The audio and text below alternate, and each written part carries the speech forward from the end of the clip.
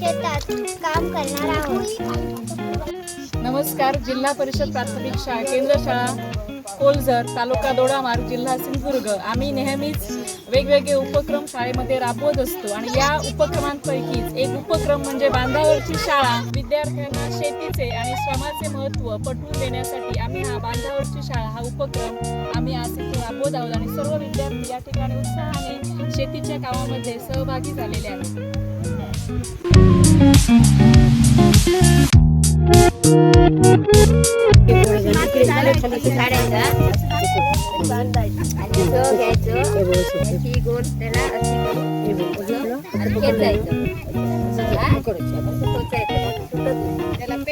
त्याला पेंडी म्हणतात. गणिकाची